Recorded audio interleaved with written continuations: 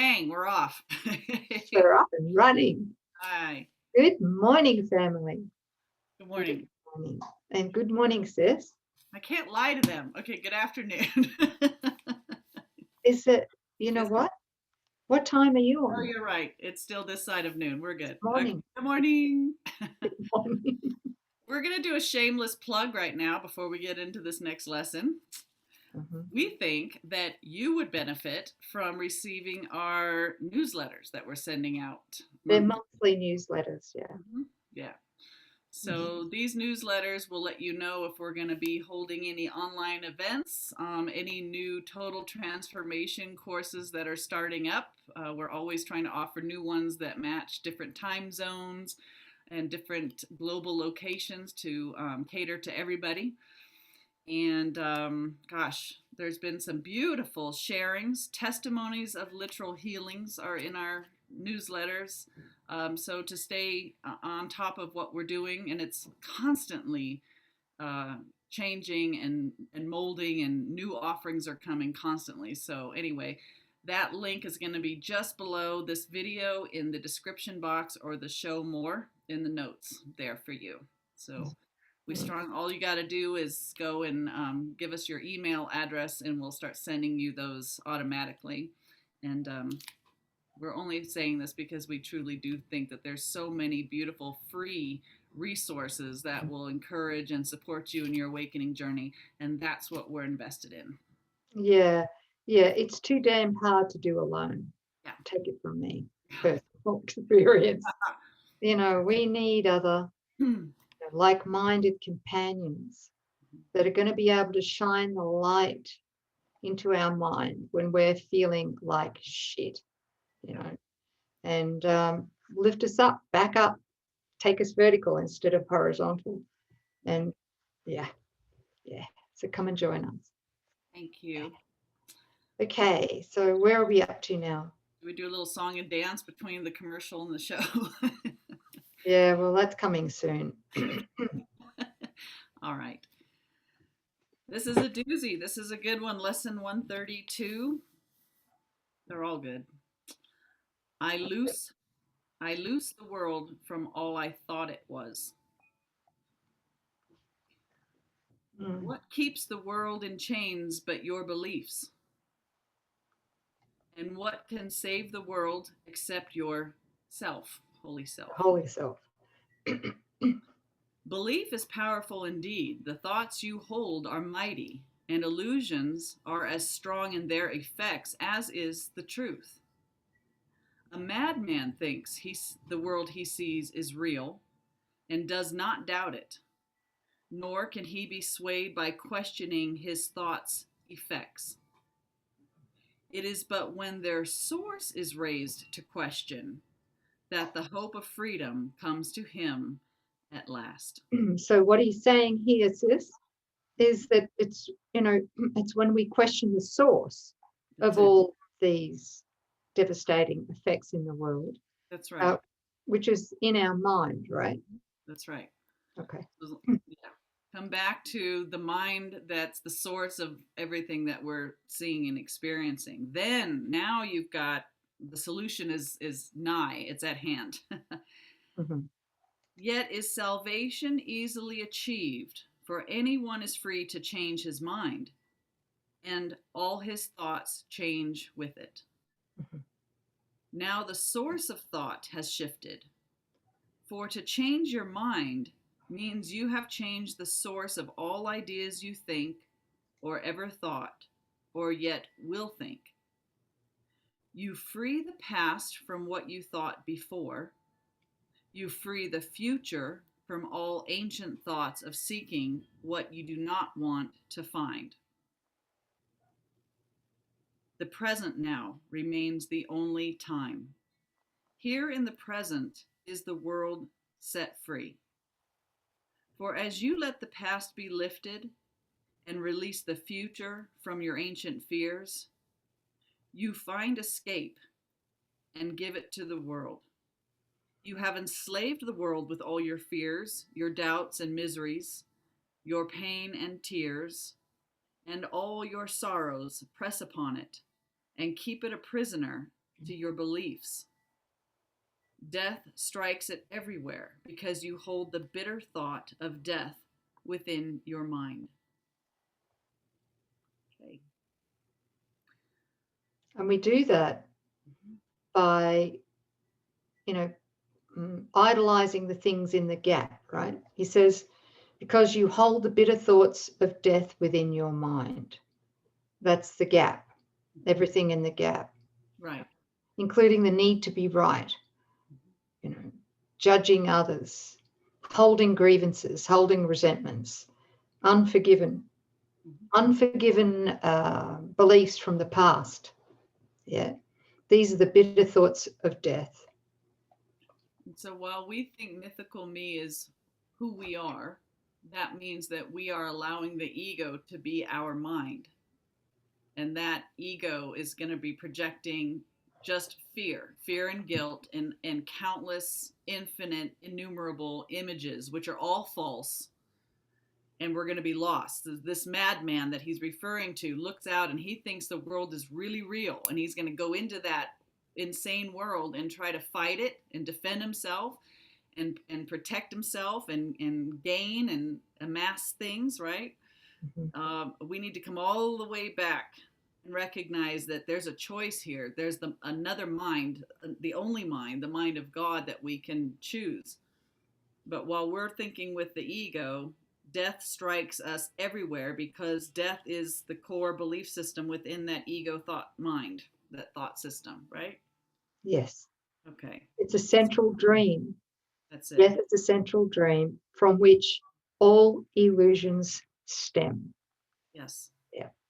Good. Okay. So the world in itself is the world is nothing in itself. Your mind must give it meaning, and what you behold upon it are your wishes, acted out so you can look on them and think them real.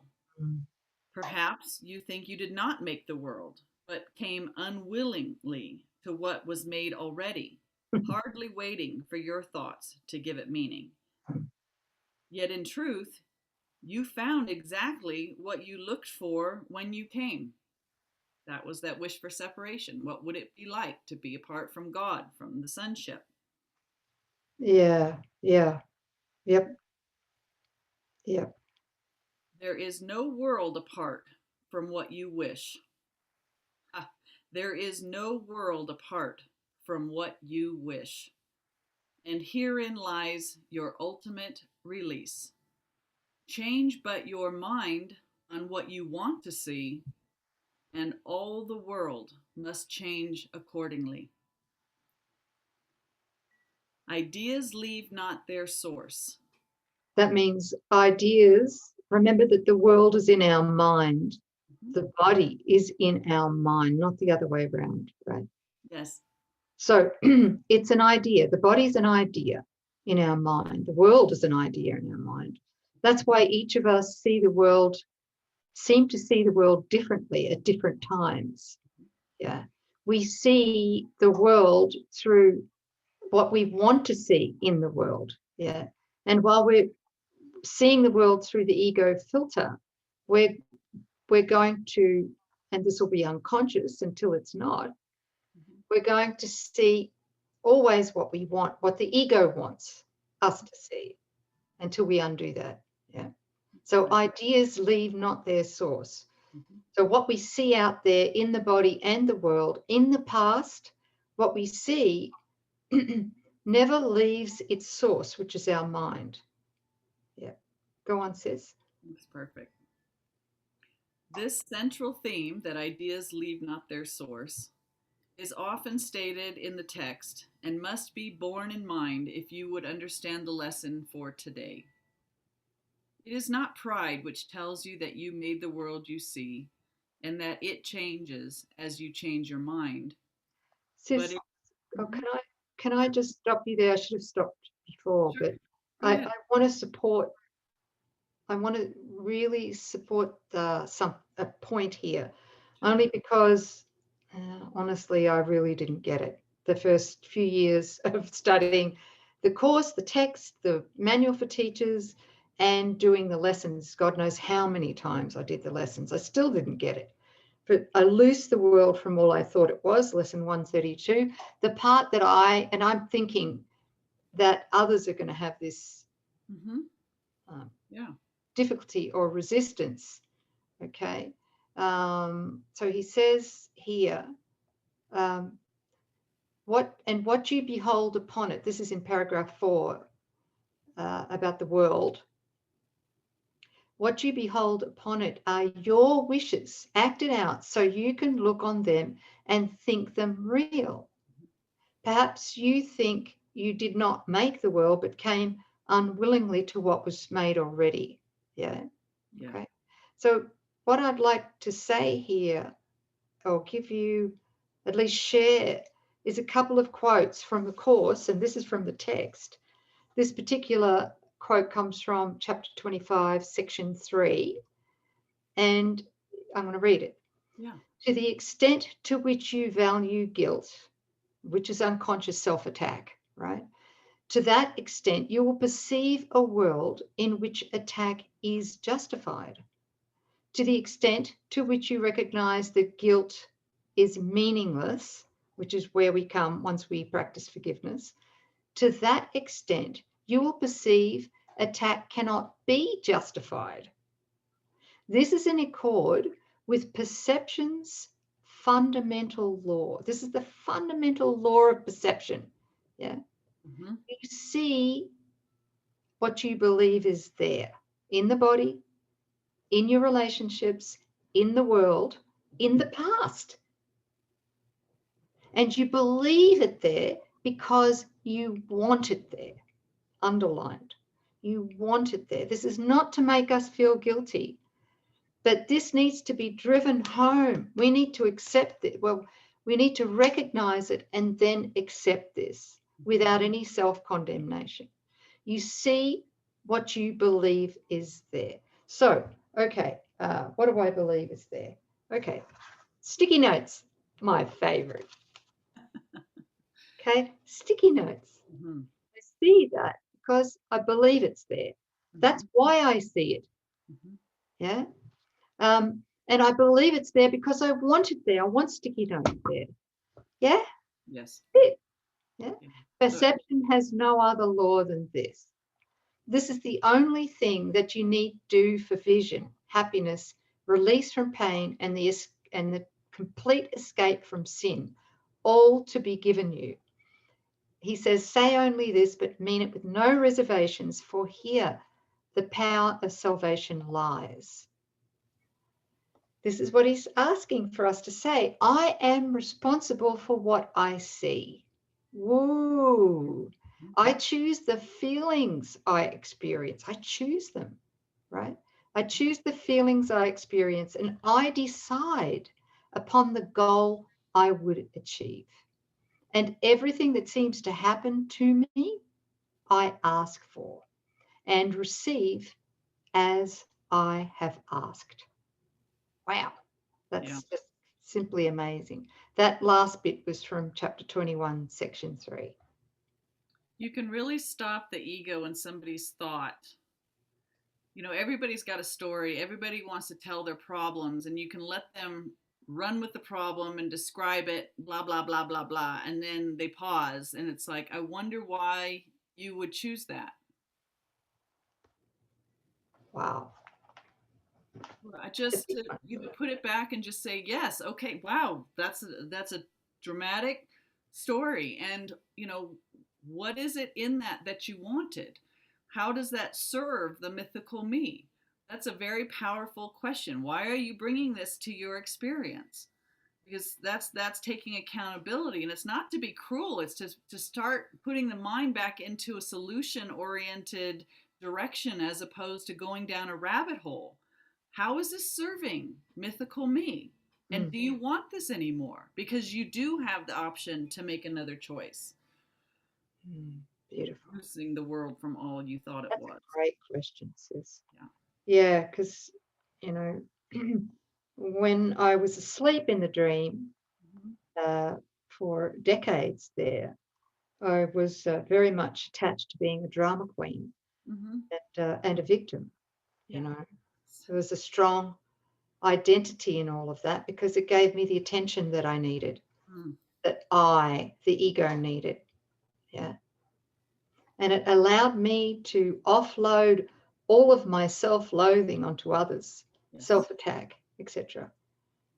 Yeah.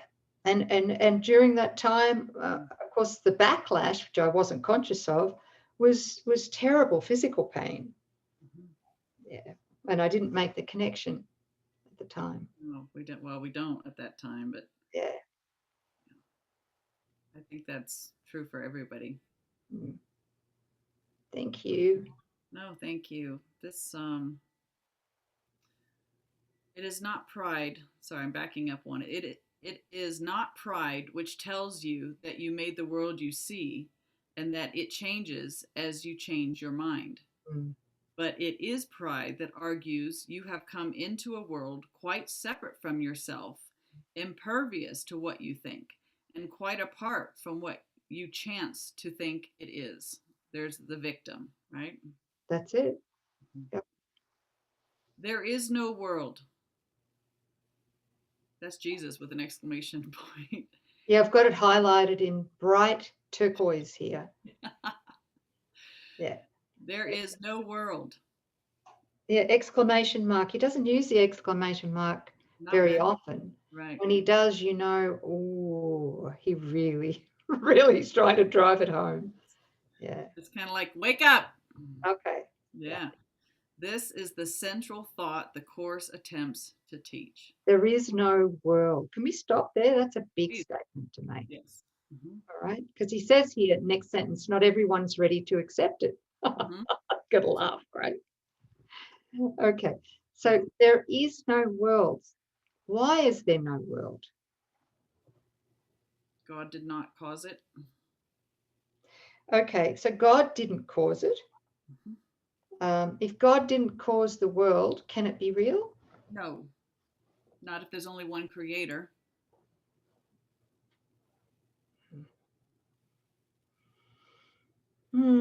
Why do we find it so difficult to accept that? Because there's some substitute idol that we cherish, probably the body, could be a special relationship, could be a job title or a fat bank account, that we really do believe still brings us something that we want. And I think I mentioned this before, it's not until you have the contrast of something far greater will you be willing to accept that maybe I've got this wrong.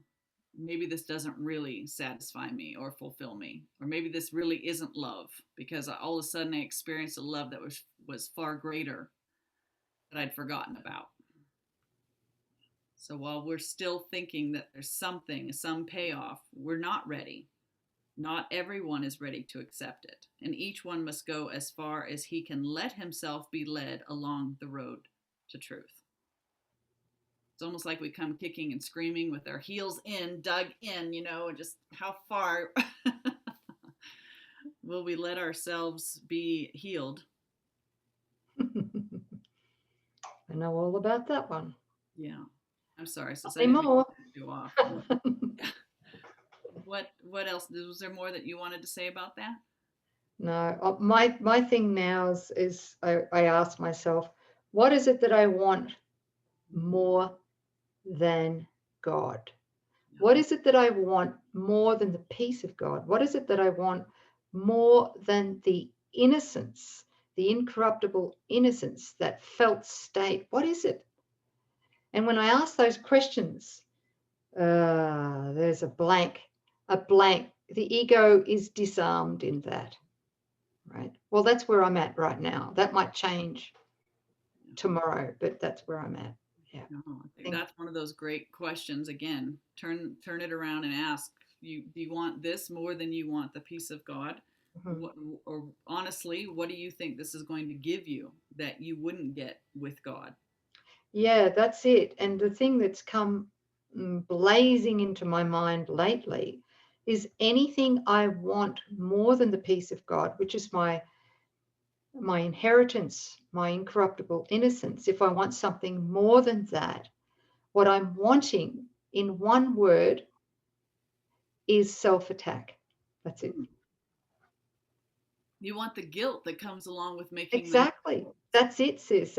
I want the suffering that whenever I want something else more than the peace of God, then I want, well, what it is suffering, but it comes in such convincing disguises. The ego tempts us, I mean, seduces us really with all this pretty shit. Yeah. Yes. And I'm hearing somebody saying, well, it just sounds like sacrifice. No, it's who are you doing it with and what is it for? He's not asking you to relinquish those things that you care about, but do you really care about them? And, why are you doing it? Because if you're being duped to think that you want something apart from God, that will boomerang. That will come back as self-attack, because all it's doing is producing guilt, because we're seeking pleasure apart from God. We're doing apart from God, but God is our very life. So when we set out as an independent authorizer, there's a payment. Not that God requires the payment. It's just that's how the ego thought system works. Yeah. And if there's still fear about all of this, we're not asked to give up anything. No. We're only asked to be present, to give Holy Spirit permission to divinely repurpose what it is we think we want more than God. And I know. Okay, so sickness is one of those. Sickness, pain. Pain is something. If we're pulling our hair out going, I don't know how to get rid of this physical pain, I'm trying to do the lessons, etc. It's because we want it more than God. Right, let's face it. Yeah. Right? Because we believe it's real. Once we believe it's real, it becomes valuable to the ego. Yeah.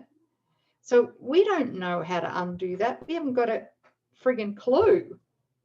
But we've got to be willing to say to Holy Spirit, look, listen, I give you permission, 100% permission to help me with this, which is repurpose it in my mind, just completely repurpose it in my mind. So it's no longer held by the unconscious ego as a reality in my mind. I don't want it. Yeah. I think that goes back to what he was saying there. Belief is powerful indeed. The thoughts you hold are mighty. He says, and illusions. So if you've given reality to pain, pain is an illusion, but because you've given reality to it, you have consented. You've given your belief to it. And he says, illusions are as strong in their effects as is the truth. So if we're under the ego and we're, hallucinating about sickness, we're going to have the effects of that sickness, the pain and decay, whatever, and maybe even death. So what he's asking us to do is rewind, back up to recognize this was a choice. Mm-hmm. This isn't happening to me. It was an election from me to not think with the mind of God. And so the correction's not dealing with pain. It's not fixing pain. It's not even worrying about sickness. It's what is the mind that's seeing sickness and pain? Because that's not my mind. He's really, we've got to come back and make the exchange at the level of what mind we're thinking with. And only one of those is real. So that's making the positive separation, which every student of the course has to do it, yes. Do that, because I'm seeing more and more that whatever I resist or whatever I'm fearing, whatever it might be, physical pain, aging, whatever, that's how can I say this, is that's a choice. It's a choice to value it. Mm-hmm. But anything I fear at all, if I fear, my daughter being hurt or my grandchild being hurt, if I'm fearful of that, I'm attracting it. Mm-hmm. because the fear is a value, and it's a value apart from God. Right. That's why it must be given completely over to Holy Spirit. So do you guys understand that the fear is actually attracting it? It's because the ego operates on fear. So if you need the ego needs fear for it to continue to seem to be. So while you are valuing separation or mythical me, you need fearful images to come to you. And so that's why you're attracting it, right? So whatever you're afraid of, you're actually calling it in so that the mind can wrap around what it's seeing and stay in contraction. Why? Because the contracted mind is a state of pure defense against what? Allowing that substitute, the mind of God, to hear the voice for God, right? To remember God's will, that you are God's will. Yeah. So each one of us. I love hearing all of this. It's great. Yeah, It's the me opposite too. to the way that we've been educated in the world or raised, It's a total opposite. I see my neighbor next door. I love him. But he's not into any of this. I see him, well, we see him every morning go and retrieve a newspaper. Mm-hmm. And then once a month or so he'll speak to my partner Daniel about all the ills of the world, all of the and how fearful it is. Yes. Yes. And it's just like a drug, really, isn't it? It is a drug, but you can feel it. Notice how you feel before you pick up your phone and check the news, and then afterwards, and just be curious. Like, wow, I can feel my mind contorting, contracting, going in, picking a side, being defensive, feeling unfairly treated. Right? Though that's what the ego wants for us. It has nothing to do with that story. That story is going to change. It'll be different tomorrow, next week, 6 months, 20 years from now. The story will be different, but the intent, the purpose of it is exactly the same. History is just repeating itself. You'll never hear anything novel, nothing real in the news. Put it down. Pure, raw fear mongering. That's it. Yeah, it's just All a to fear. perpetuate the ego thought system and to, what's the word? Reject God. Yes. Yeah. This is fun. Guys, this is good. Sorry. Nouk and I could just do this all day. Hang on, I'll come back. Here we go. Paragraph 6 in the COA. Okay. Not everybody is ready to accept this, right? And each one must go as far as he can let himself be led along the road to truth. Holy Spirit's gentle, meet you right where you are. He will return and go still farther, or perhaps step back a while and then return again. But healing is the gift of those who are prepared to learn there is no world and can accept the lesson now. Their readiness will bring the lesson to them in some form which they can understand and recognize. That's another thing. You're not going to miss it. Holy Spirit speaks to us in a way that we understand and recognize. Some see it suddenly on point of death and rise to teach it. Others find it in experience that is not of this world, which shows them that the world does not exist because what they behold must be the truth, and yet it clearly contradicts the world. Okay, I will give an example of that as holy relationship. Oh, yeah. Okay, that is where the ego's world can't survive holy relationship, especially as we advance more in holy relationship. Yes. It just can't survive. It's just the more love that comes in, the less we're able to see fear, because of course it doesn't exist, right? That's right. And he just said, some see it suddenly on point of death and rise to teach it. I'd like to just share an example of that. There's somebody in the world today that is a perfect example of rising at the point of death. She was 30 hours in a coma, had stage 4 cancer. I was going to say stage 5. Well, yeah, technically, I guess, yeah. Right, and she was dying in hospital, and there was nothing that was going to bring her back as far as the medical personnel were seeing it. And she did. And her name is Anita Moyani. And she wrote a book, Dying to Be Me, where she wrote about her experience of coming back. And she's one of those, she's not Course in Miracles, but she's still helping a lot of people to see the truth, which is wonderful. Yeah, and her message is one of self-love and the importance of that, and Yes. that cancer really is the result of the self-hatred of Yes. the false self. Yeah, so it's good. Yes, so many people, or people have a flash of insight, or they're, just some dropping of the veil, and it shifts you because wow, that's the truth. And then that what you're looking at is the imposter. So, and once you see that, you can't unsee it or unknow it.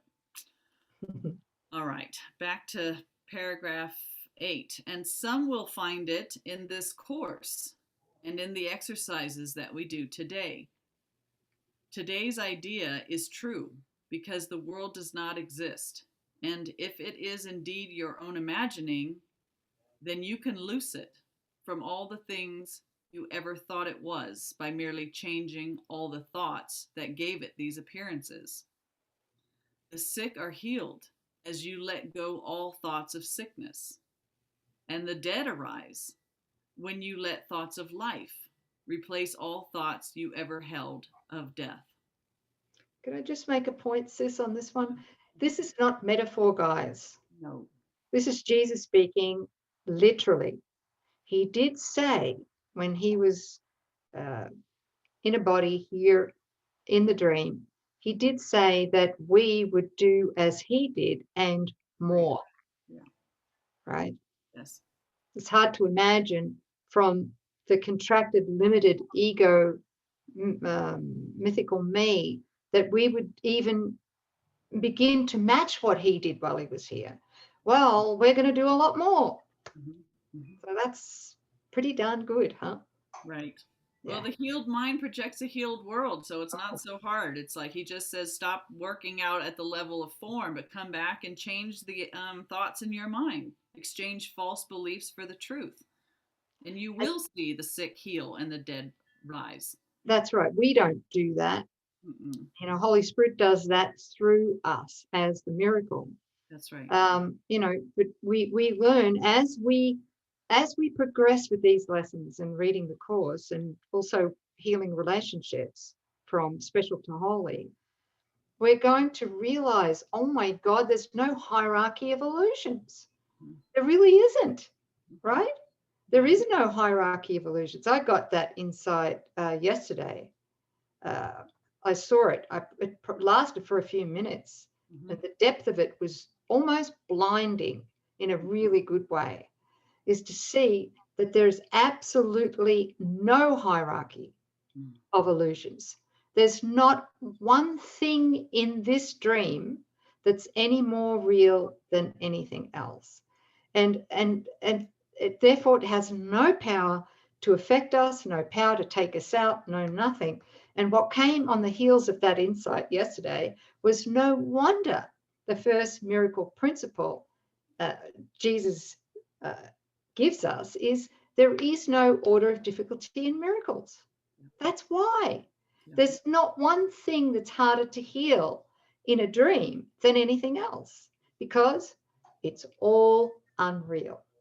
And they're all just beliefs. How They're hard just is it to beliefs, change yeah. one belief, another belief? It's only a belief. It's a thought in mind, and the truth will make that correction. Only our insistence that one is greater than the other seems to give that credibility, but you can withdraw it today. Loose the world from all you thought it was. It's just a belief. Thank you. Thank you. A lesson earlier repeated once must now be stressed again, for it contains the firm foundation for today's idea. Love it. You are as God created you. There is no place where you can suffer, and no time that can bring change to your eternal state. I'd add of sinlessness, of innocence, right? Yeah. eternal state. How can a world of time and place exist if you remain as God created you? Eternal, spiritual. What is the lesson for today except another way of saying that to know yourself is the salvation of the world? To free the world from every kind of pain is but to change your mind about yourself. Wow. Yeah, who are you? What are you?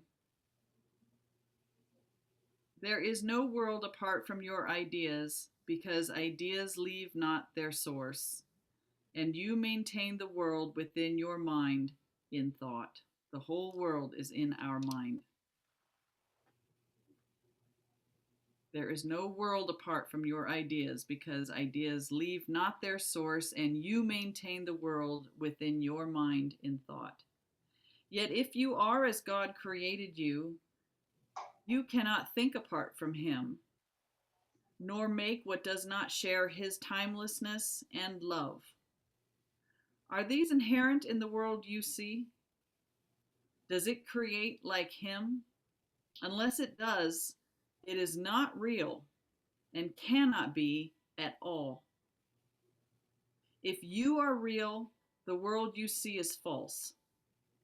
For God's creation is unlike the world in every way. And as it was his thought by which you were created, so it is your thoughts which made it, the world, and must set it free, that you may know the thoughts you share with God. Release the world! Exclamation point. That means to forgive ourselves for imagining the world, right? Right. That's how we release the world. Your real creations wait for this release to give you fatherhood, not of illusions, but as God in truth. God shares his fatherhood with you who are his son. For he makes no distinctions in what is himself and what is still himself. Wow. What he creates is not apart from him, and nowhere does the Father end, the Son begin as something separate from him.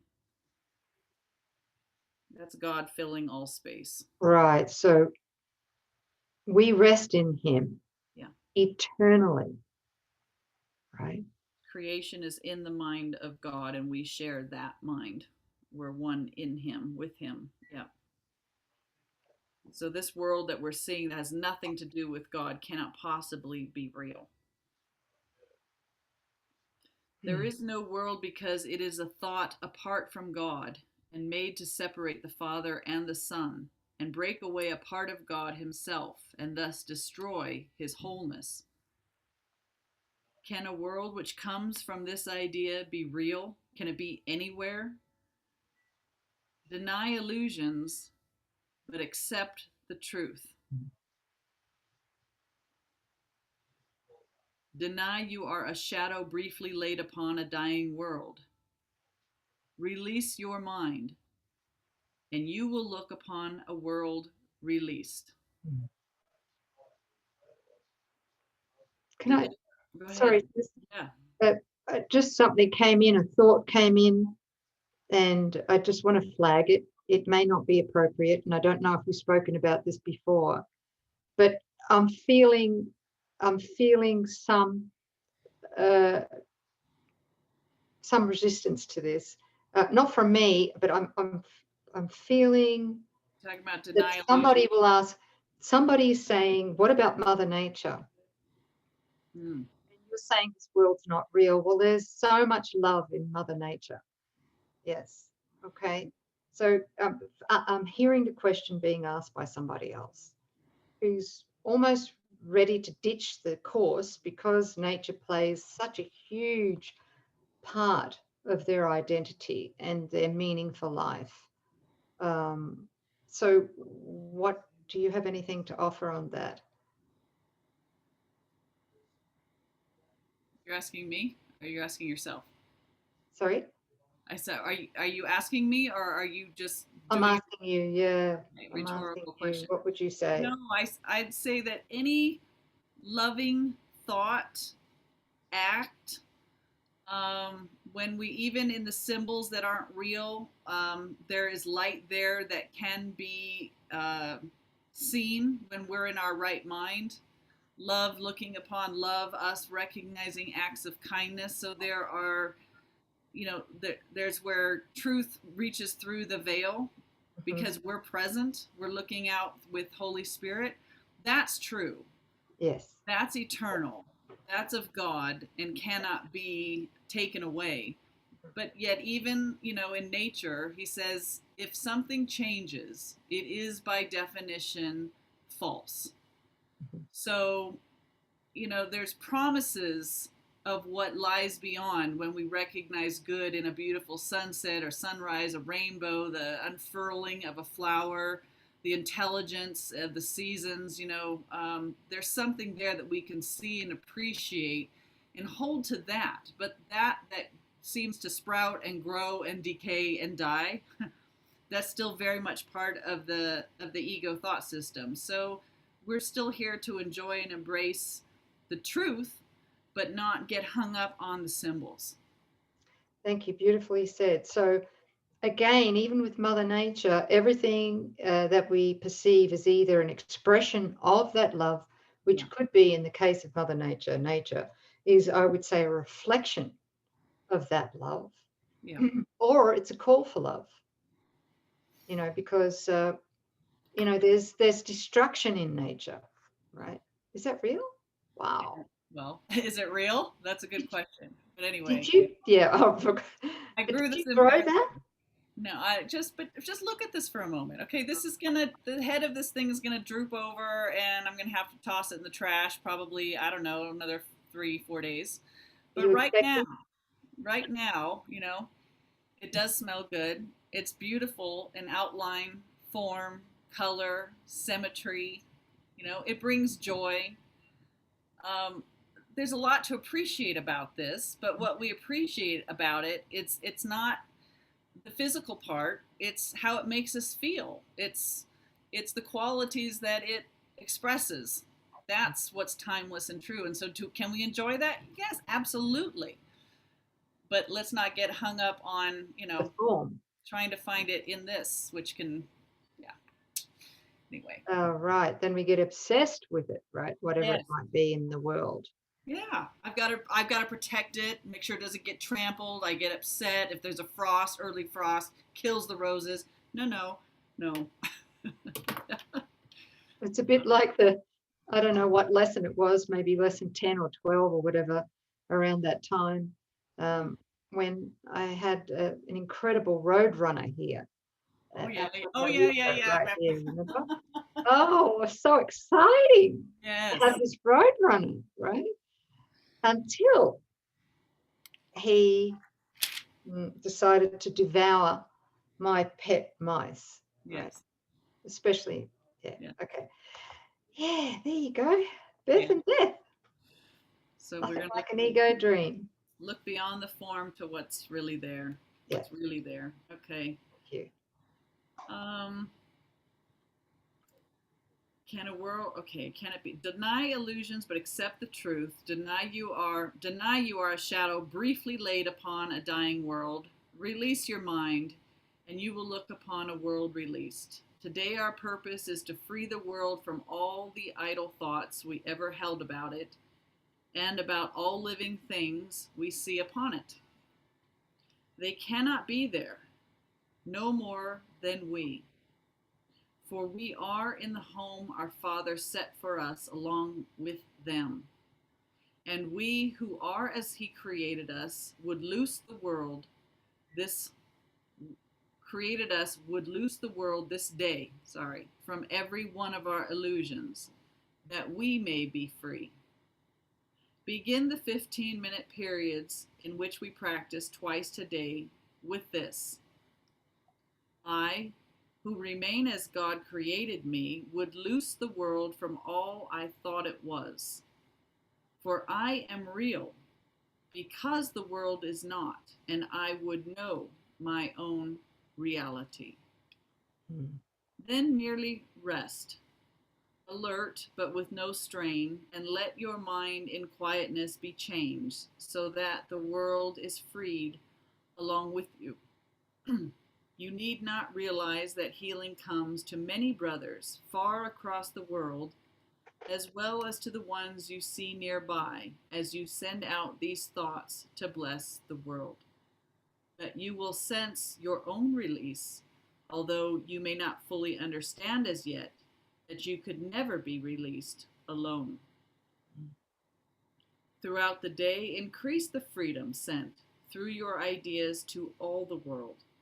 And say, whenever you are tempted to deny the power of your simple change of mind, I loose the world from all I thought it was and choose my own reality instead. Ooh, that's powerful, that statement, isn't it? Yes, and that's what you were touching upon in the previous lesson. We just don't know how many minds are healed and blessed and enlightened when we accept this. When we release the world, one mind that frees itself, takes all the false beliefs off of it, turns to the Father and says, what is your will? What's really going on here? Mm. Thank you, sis. It's a big one. Forgive us. We went a long time, but I think it was very helpful for myself for sure. And me too. Yeah. Yeah. Thank you. Thanks, Thanks, everybody. beautiful family. Yeah. We'll see you next time. Yeah. Thank you, sis. Thank you.